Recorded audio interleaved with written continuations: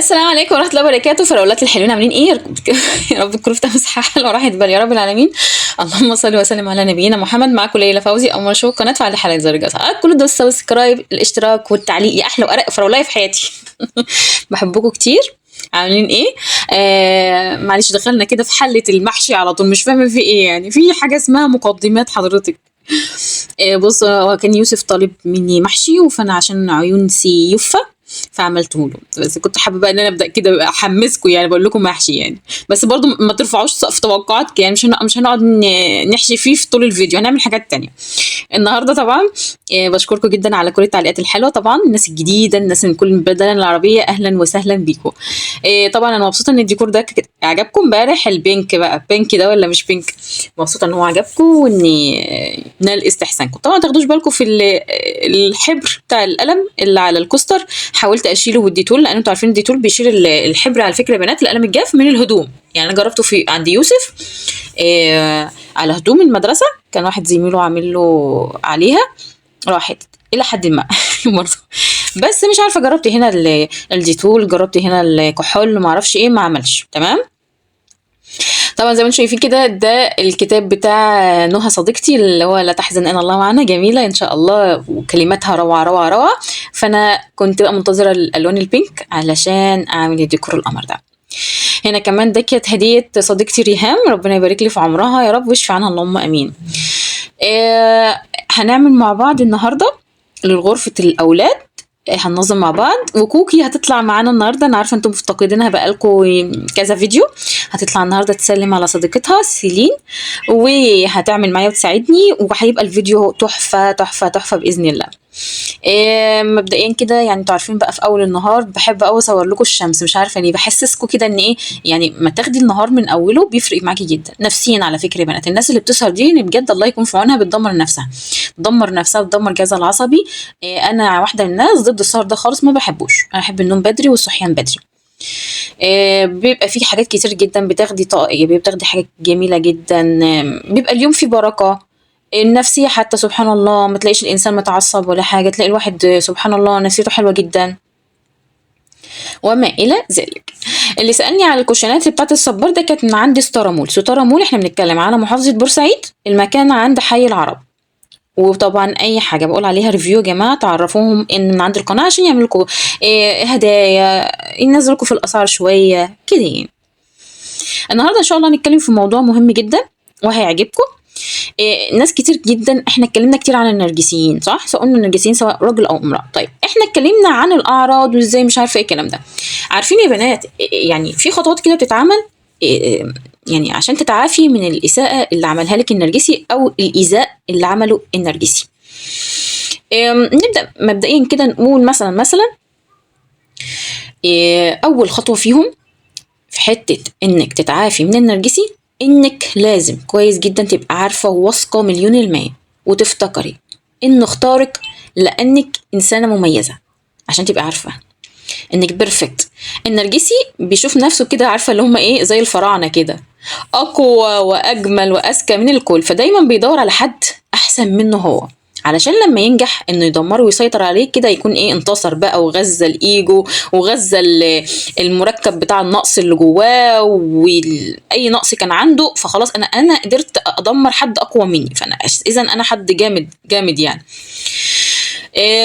وعشان كمان يثبت لنفسه ان احسن واحد في الدنيا. عشان كده سبحان الله لازم ترجع ثقتك بنفسك وتكوني متأكدة منها مليون المية. فاعرفي انك لو ضحية للنرجسي، اعرفي انك حد كويس جدا. تاني حاجة من حتة التعافي او رحلة التعافي من النرجسي، عايزة اقولك سبحان الله اي حاجة بيقولها او بيعملها فيكي هو انعكاس للمشاعر بتاعته هو، فاهمة اللي هو ايه الاسقاط. يعني ايه؟ يعني لما يقولك انت تافهة فهو عارف ان هو تافه فبيسقطها عليكي، يقولك انت فاشله هو عارف ان هو فاشل فبيسقطها، انت كذاب عارف ان هو مليان كذب فبيسقطها عليك، انت منافقه كده، فاهمه؟ اعرفي ان دي حاجه اسمها الاسقاط. فخدي بالك لما يكون زعلان هينزل زعله فيك انت، وهيبقى يعني بصي انت سبب، انت اللي خرمتي الاذون، انت اللي دمرتيه، وانت اللي اسأتي ليه، وانت اللي معرفش ايه، تمام؟ عكس بقى، طب لو هو فرحان هيعمل ايه؟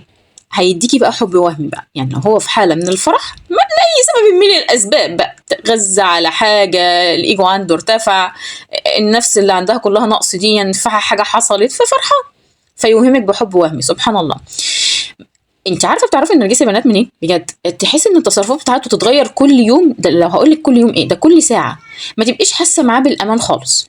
إيه مفيش، انت هو النهارده بحال بعد شويه بحال، اللي هو يا عالم يا عالم بعد شويه هيجي بحال ايه. فتحس ان عنده انتقادات كتير جدا جدا جدا. تصرفاتي مع حبه الوهمي ده بيتغير كل يوم.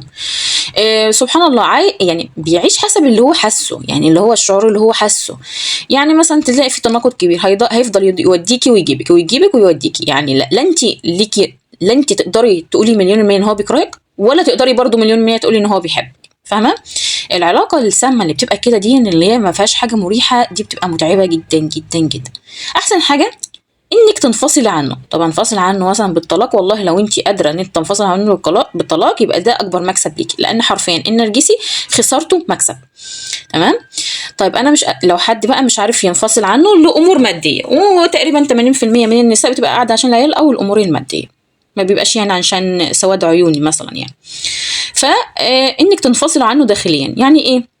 يعني انت تفصلي خالص اي حاجه، يعني لا ليكي رد فعل بالفرح او بالزعل، مهما يعمل مهما هوا كده، يعني تجاهلي. يعني انا ببقى شايفه ان افضل حاجه ليه التجاهل، لان ده حد اصلا مش سوي، هو اصلا مش سوي. انت هتركزي مع حد مش سوي. تمام. فالعلاقه بتاعته مؤذيه وبتدمر نفسيتك، فانت لازم تتجاهليه. سبحان الله. عايزه اقول لك على حاجه، في ناس كتير جدا متأذية من نرجسي جدا جدا جدا. حتى امبارح مش احنا اتكلمنا في موضوع التسليس، ان هو بيجيب لك طرف ثالث وهمي او طرف ثالث موجود، يعني ممكن يجيب لك زوجة تانية مثلا علشان يستعمل بقى خططه بيها. وعلى فكرة بيجي عليه وقت بيستخدم ضد الزوجة التانية الزوجة الأولى، المهم يبقى في تسليس. الطرف الثالث ده يا الزوجة الأولى للتانية أو العكس. خلي بالك النرجسي ما بيعرفش يحب، ما بيحبش حد، لأنه أصلا ما بيحبش نفسه، هو عارف إن هو إنسان مش كويس. تمام. فسبحان الله.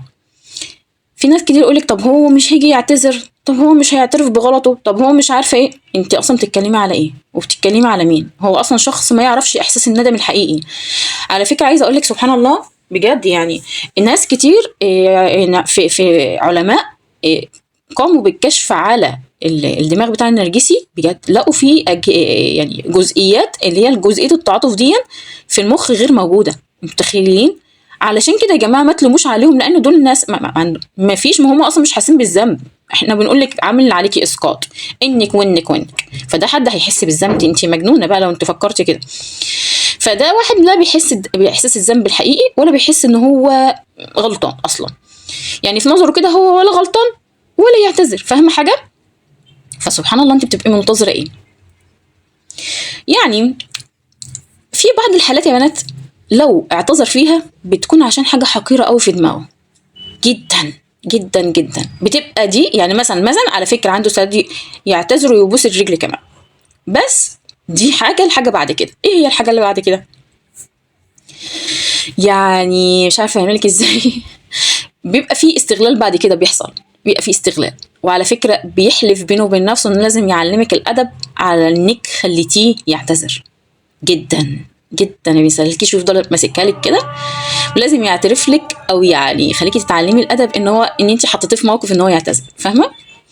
لما بيبقى حاجه حقيره في دماغه عشان يستغلك بيها، بيبقى هو شايف انك انت اللي لازم تعتذري. فاهمه؟ فبيقول بقى ما ضيعش طاقتي بقى في الانتظار. فاهمه حاجه؟ يعني هو يقول لك ايه، انا ما ضيعش طاقتي في الانتظار، يلا اعتذر واخلص، بس انا هاخد حقي منها تالت ومتلت، بص اصبري بس لما تيجي تحت ايه، تحت رجلي يعني. خلاص كده، ده كده هنخش على الحاجه اللي بعدها في مرحله التعافي من النرجسي. بصي عايزه اقول لك على حاجه، لازم تبقى عارفه ان هو ما بينهزمش. تمام؟ هو ما بينهزمش وباله طويل جدا جدا، وما بيسيبش الضحيه بسهوله. فاهمه؟ انت بقى المفروض تتعلمي انه مش بينهزم خالص الا من اللي بيقدر يتحكم فيه ويتلاعب بيه. فاهمه حاجه؟ يعني الشخص اللي هو بيفرض سيطرته عليه، لو الشخص ده ما عادش قدر ليه عليه سيطره، فاهمه، وتسلح بقوه كده وما كانش بيغذي غروره الكذاب دوت، هو ده شعور الانهزام، اللي هو بيموت وما يحسش الشعور ده. فاهمه؟ يعني الشخص اللي هو مش بيقدر يتحكم فيه ويتلاعب بيه، ولازم تفهمي انه لو هرب منك معناه انه فقط سيطرته عليكي. فاهمه؟ لان انت اتقدمتي جامد واتسلحتي بقوه، وما كنتش بتغذي غروره ولا الكلام ده كله، فهمتي؟ فبيبدا يهرب دي يعني اسمها ايه، استراتيجيه الرجوع. يعني ممكن يهرب وعشان لما يجي وعشان انت اللي تعتذري، فاهمه حاجه، وتكون انت اصلا انت مش غلطانه. اللي هو نظام ايه، قلب الترابيزه. طبعا احنا كلنا عارفين. سبحان الله، يعني كمان لما بيهرب يعني سبحان الله، يعني مش عارفه اقول ايه، يعني لما بيأذي الناس ويهرب ويأذي مش عارفه والله. فبتبقى مراحل. حقيقي اللي فاهم النرجسي بيرتاح. اللي فاهم النرجسي ده صفر على الشمال، ولا بيشوفه ولا والله لو عمل ايه، والله لو اتنطط ناسك خلاص الواحد فاهم. فعشان كده بنقول دايما ان الاستقلال المادي تجاه النرجسي، يعني لو انت بنوته وعندك امك نرجسيه، الاستقلال المادي تجاه النرجسي بيوفر حاجات كتير جدا، يخليكي مش تحت رحمته، ولا يعرف يتغذى عليكي، ولا يعرف يخرج كل الحاجات اللي مش كويسه جوه. دي كده كانت الكام حاجه اللي انا كنت حابه اتكلم عليها في حته ان احنا نتعافى من النرجسي. خلاص، هتكلم في موضوع جامد، مش عارفه اقول لكم ايه. الموضوع ده لما يعني بدات افكر فيه وكده، عايزه اقول لكم ان انا حسيت ان انا عايزه اعيط. الموضوع ده جميل قوي لان هو يخص الله سبحانه وتعالى. عارفين يا بنات، سبحانك يا رب، إيه الخوف يعني سبحان الله. مين فينا ما بيخافش بجد؟ مين فينا ما عندوش احساس الخوف والوسوسه المواجهه؟ سبحان الله. هتكلم على حد، يعني مش حد طبعا ما ينفعش اقول، هتكلم على سيدنا موسى عليه السلام في مساله الخوف دي. ودي حاجه ما كنتش انتبهت ليها من فتره، بس لما تمعنت فيها، ايه ده بجد، عارفين يا بنات ان احنا ممكن نتخطى الخوف، بس عارفين بايه؟ بالمواجهه. انا عارفه الموضوع صعب جدا، انا نفسي انا بعترف ان هو الموضوع صعب، لا مواجهه، وانك تبقى فيه يقين، وحاجات كتير هفهمها لكم وهشرحها لكم، وانا واثقه ان الموضوع ده هيعجب ناس كتير جدا جدا جدا جدا. سبحان الله. انتوا عارفين يا جماعه ان سيدنا موسى اتربى من هو صغير جدا، من هو جنين، على الخوف؟ طيب ازاي بقى؟ سبحان الله، يعني ما شعرش لا استقرار ولا امان من يوم ما هو صغير. وهو يعني اول ما كان صغير، لما امه كانت خايفه عليه ان هو يتقتل، فهي عملت ايه؟ رميته في النهر. رميته بقى المصير مجهول، يعني ما كانتش عارفه، هي رميته خوفا منها. تمام. اللي جه رباه كان مين؟ كان العدو، اللي هو اصلا مصدر الخوف. يعني عاش مع اشخاص اصلا لهم اهله يدعموه نفسيا. كوكي، نعم. عارفه مين اللي بيتفرج عليكي دلوقتي؟ مين؟ سيلين بنت طنط هدى، فاكراها؟ اللي كانت جارتنا في بورتو. بجد؟ امم ازيك يا سليم؟ وحشتك؟ سلموا على طنط هدى كتير برضو. ازيك يا طنط هدى؟ والفراولات اللي بيسألوا عليكي، الفراولات بيسألوا يقولوا كوكي فين؟ ازيكم فراولات، عاملين ايه؟ كويسين؟ الحمد لله. اقول لهم حطوا لايك بقى. حط لايك بقى. انت كتفك ده طالع كده ليه؟ في حاجه؟ في مشكله؟ نزلي كتفك ده. يلا شيلي البرج ده، يلا الالعاب دي عشان اخلص رواقه. شطوره يلا. لا ما انا ماشي، هتحطيها. انا لسه مش عارفه هحط لون ايه، بس حطيها مؤقتا. حطي جنبها كده البرج. استني كده. ايه؟ لا حطي اللون دي كل حاجه. طب ماشي، هنخلص انا الملايه وانتي. لا انا هعمل المخدات. طيب، فنكمل كلامنا على سيدنا موسى، ان هو اتربى بين مش اهله ما يقدروش ان هم يدعموه نفسيا، ولا حب ولا حنان.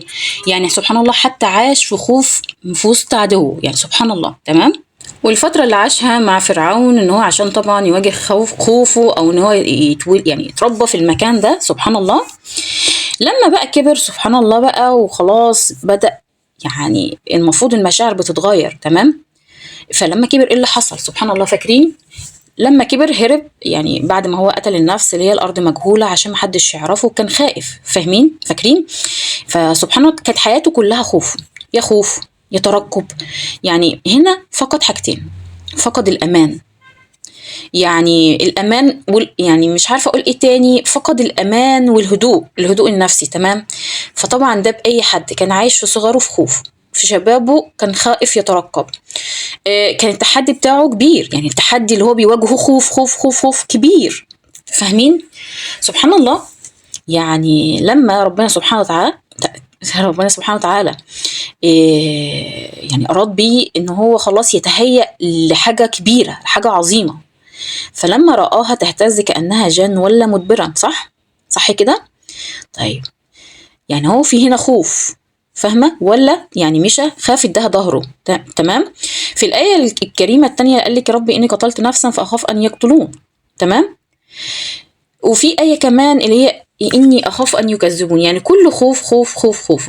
والآية برضو الكريم فأوجس في نفسي خيفة موسى، فكل خوف. تمام. لما ربنا سبحانه وتعالى يعني أراد بالخير، حب يدربه يعني في تغيير، إن هو يكون تغيير. هل التغيير ده يعني ربنا هيديهوله من غير ما سيدنا موسى نفسه يكون عنده استعداد؟ يعني أكيد لأ.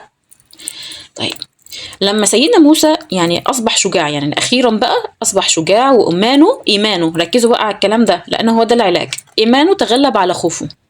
لما خلاص قال الدعوة بتاعت فرعون وقاوم وواجه فرعون بطغيانه، تمام، ايه اللي حصل؟ تغير المجرى بتاع الأحداث في حياته في اللحظة الحاسمة. ايه هو؟ العدو وراه والبحر قدامه، واللي معاه بيخوفوه اكتر واكتر. ركزي بقى في اللي انا بقوله لك ده. واللي معاه، اسمعي بقى، بصي انا بوصل لهنا ببقى عايزه اعيط. واللي معاه بيزودوه خوف وتوتر ويقولوا له خلاص دي النهايه.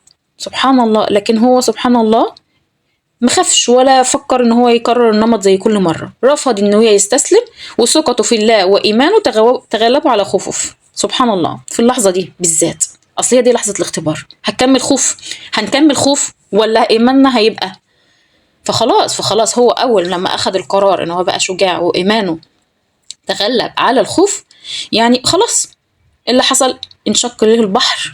معجزه الهيه. هو ده تسليم الايمان بالله، انك لازم ايمانك يبقى عالي جدا بالله. فهو ده التغيير تتحطي في مواجهات كتير، واللي حواليكي يصيبوكي اذا احنا قلنا بالخوف والهلع، ويمكن حاجات كتير جدا من الامكان بقى، وان دي النهايه ومش عارفه ايه والكلام ده، ان معي يا ربي سيهدين. فاهمه؟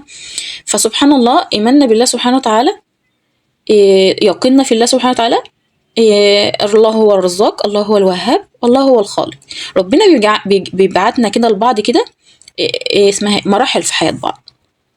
يخش حد في حياتك لمرحلة معينة، ربنا رايد بيكي حاجة معينة، تدريبك النفسي، تدريبك المعنوي، تدريبك المادي، ليكي حماية. بصي افهمها لي، يعني مثلا يجي مثلا ان النبي محمد صلى الله عليه وسلم لما جاء عمه وكان برعايته لفترة معينة، ده كان عشان فترة المعينة دي. بعد كده تولى، الاول كان الجد وبعد كده العم، يعني الشاهد. تمام. وبعد كده الزوجه اللي هي السيده خديجه، ربنا جعله، لو تاخدي بالك ان كل واحد يعني الثلاثه كانوا مرحله وخلصت. يعني كانوا عون لله، يعني كانوا اسمها ايه ده اسم، كانوا سبورت، كانوا داعمين للنبي محمد لمرحله ما، لهدف ما. فاهميني؟ طيب، ربنا بيبعت الناس في حياة الناس عشان كده بس، لا المطلوب منهم تعلق بالأسباب ولا أي شيء. فبجد عايزة أقول لكم إن أنا بجد لما أنا بتكلم معاكم في موضوع سيدنا موسى، أنا مفيش أحلى من حب الله، مفيش أحلى من إنك تثق بالله. كل الأمور حواليك تقول لك الدنيا ضايعة، الدنيا بايظة، ربنا قادر على كل شيء. البيبان متقفله في وشك، ربنا اللي فتح البيبان اللي قبل كده قادر يفتح البيبان اللي بعد كده. اللي حلها المره اللي فاتت هيحلها المره دي. اللي قواكي وقت ضعفك هيقويكي تاني. اللي خرج ناس سامه من حياتك هيرزقك بناس احسن منهم. ما هم الناس السامه دي في بدايه حياتك لما دخلوا حياتك انت ما كنتش عارفه ان هم ناس سامين او ناس مرحله معينه كان وعيك فيها معين، فربنا رزقك على حسب وعيك وتنظيفك للافكار بالناس اللي على قد وعيك ساعتها، ودول كانوا مرحله في حياتك وخلاص خلصوا وخرجوا من حياتك، خلاص وعيك زاد، ربنا ربنا بيرزقك باللي يجي بعد كده يخلي وعيك اكبر على حسب الوعي بتاعك. انت وعيك بقى اعلى هيبعت لك ناس على حسب الوعي بتاعك. انت تردد، وانت كل حاجه لكل حاجه بتشديها. انت بتشدي كل حاجه ايجابيه او سلبيه، انت اختاري بقى. تمام. فسبحان الله خروج الناس من حياتنا نعمه كبيره، لان ربنا بيقول خلاص دي مرحله وخلصت. فاهماني؟ اكبر عبط واكبر غباء ان حد يزعل. طب تزعلوا ليه يا جماعه؟ ده اللي جاي احسن. طب انا هقول لكم على حاجه، انا في وقت ما لما في حد دخل في حياتي انا فكرت ان دي احسن حاجه يعني حصلت لي في حياتي، لكن لا، دي مش كانش احسن حاجه حصلت لي، ده احسن حاجه حصلت لتطوري التطوري ساعتها. ودول افضل ناس الى حد ما كانوا افضل ناس. هقولها لك، دول كانوا افضل ناس للمرحله دي، افضل ناس في المرحله دي لسبب ما يعلمه الله سبحانه وتعالى. طيب لو الناس دي مشت من حياتي، طب ما اللي جابهم مين؟ اللي جابهم ربنا. واللي مشاهم مين؟ مشاهم ربنا. طب ربنا، هل ربنا معاذ الله ظالم ان يمشي حد مناسب؟ لا طبعا. ربنا سبحانه وتعالى بيخلق يعني بيذهب اشياء ليجي اشياء افضل منها. ولو تيجي كده هتبص تلاقوا ان كل مرحله في حياتكم افضل من اللي قبلها. يعني انا في حياتي كان في ناس في حياتي افضل من الناس اللي كانوا قبلهم، ولما هم خرجوا من حياتي هيجيلي اللي احسن منهم. دي سنه كونيه، بس انا لازم ابقى فاهمه ده. تمام. للاشخاص ابدال وفي الترك راحه. كتير قوي الناس يفكروا ان الترك ده او خروج العلاقات دي حاجه مش كويسه، بالعكس ده حاجه جميله جدا. طب انا هقول لكم على حاجه، لو مثلا شايفين اوضه النوم دي مثلا، انا ناويه اشتري اوضه نوم جديده، هل هقدر اروح اشتري من المعرض اوضه نوم جديده واوضه النوم القديمه موجوده؟ اكيد لا. طيب ايه الخطوات اللي انا هعملها؟ اولا لازم يبقى معايا فلوس. تمام. تاني حاجه لازم افضي المكان عشان اجيب الجديده. صح كده؟ صح كده. فلما انا ببدا اشيل الخشب واقفل واشيل المراتب واقفل ومش عارفه ايه والكلام ده علشان اجيب الحاجه الجديده. اسمها عروسة بس صغنونة. لونها ايه؟ لونها بربل. بربل. اه. والعروسه التانية دي ماشي هتليق برضو. بتحطي لي يقطينه. اه. طيب خدي حطي حرف كوكي كمان.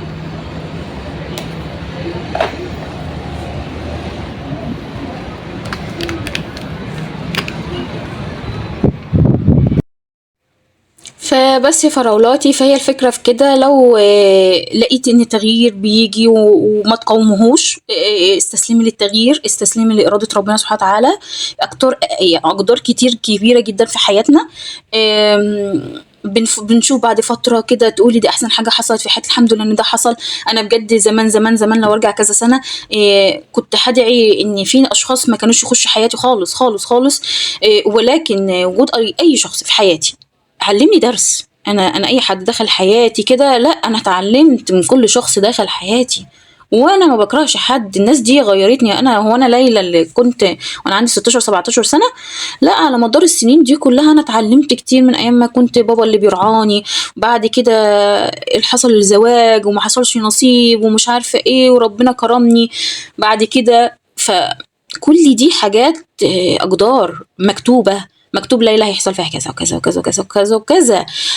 وما فيش مرة ربنا خذلني. بمعنى ان اي مرحلة بيخشها الانسان بيحس ان هي اروع مرحلة في حياته، لا في حاجات كتيرة لسه جاية، في حاجات جميلة جاية، في حاجات كتيرة. انت ما تعرفيش ورا الابواب اتقال ايه في ظهرك، انت ما تعرفيش في الاماكن المغلقة اتقال ايه عليكي، انت ما تعرفيش القلوب من جوه عاملة ازاي، ما تعرفيش صدقيني خالص.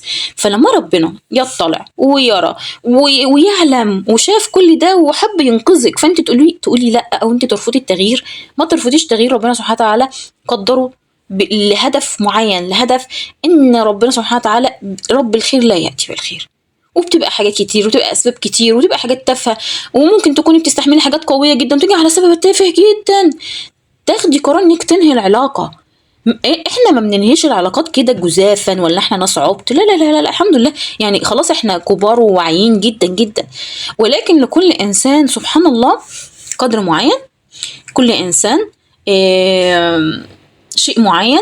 وساعات فعلا بيقول لك اتقي شر الحليم اذا غضب، لان الشخص اللي هو باله طويل ومش مش بياع وكده بيدي انذارات قبل اي حاجه، بيقول مره واثنين وثلاثه وكده. فاذا الشيء مستمر فخلاص يبقى الغلط مش صدقيني مش على اللي بيأذيكي خالص خالص خالص، الغلط على انك خلاص انت راضيه بده، خلاص كملي في الرضا اللي بتاعك في المساله دي.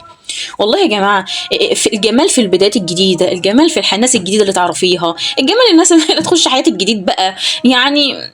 بجد بجد البدايات الجديده دي حلوه قوي قوي قوي، حتى بتغير الانسان، حتى بتحسسك انك لسه عايشه، بتحس بتظهر حاجات، يعني حاجات فيكي بتحس انك بتورط كده، حاجات كتير كانت ميته، حاجات كتير كانت كده. سبحان الله، ليه مصره انك تكوني في عيون حد شايفك مش حد كويس او شايفك مش اعظم حاجه؟ ليه خليكي دايما في عيون الناس اللي شايفاكي اعظم انجاز في الدنيا.